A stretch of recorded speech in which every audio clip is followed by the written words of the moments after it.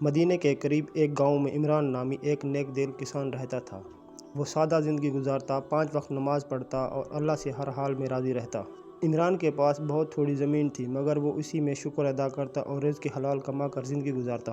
کئی برس تک اس کے کوئی اولاد نہ ہوئی۔ اس کی بیوی زینب ہر رات تہجد میں اللہ سے اولاد کی دعا کرتی۔ ایک دن گاؤں میں قحط پڑ گیا، بارش نہیں ہو رہی تھی، کھیت سوکھ گئے، لوگ پریشان ہو گئے۔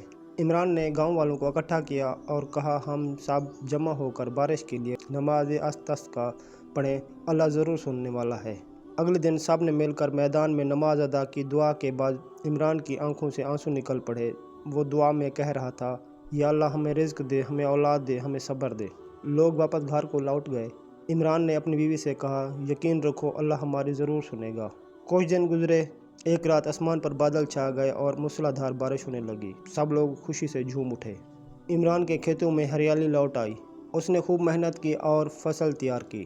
اللہ نے نہ صرف بارش عطا کی بلکہ زینب کو خوشخبری بھی ملی کہ وہ ماں بننے والی ہے۔ عمران نے سجدہ شکر ادا کیا اور کہا، اللہ دیر کرتا ہے اندھیر نہیں۔ 9 مہینے بعد ان کے ہاں ایک خوبصورت بیٹا پیدا ہوا۔ انہوں نے اس کا نام امین رکھا۔ عمران نے بیٹے کو ہمیشہ ایمان، صداقت اور سچائی کی تعلیم دی۔ اس کا خواب تھا اس کا بیٹا علم دین حاصل کرے۔ جب امین 7 برس کا ہوا، عمران نے اسے مدینے کے ایک مدرسے میں داخل کروا دیا۔ امین ذہین، مؤدب اور علم دوست نکلا۔ استاد اس سے بہت خوش ہوئے۔ ایک دن مدرسے میں ایک شیخ آئے اور بچوں سے کہا، جو بچہ سچائی کے ساتھ دین سیکھے گا وہ قوم کا چراغ بنے گا۔ امین نے اس دن دل میں عہد کیا کہ وہ ہمیشہ سچ بولے گا اور دین کے لیے جیے گا۔ سالوں بعد امین ایک بڑے عالم دین بنے۔ لوگ دور دراز سے ان سے مسائل پوچھنے آتے۔ ایک دن کسی نے امین سے پوچھا، آپ کو دین کی طرف لانے والا کون تھا؟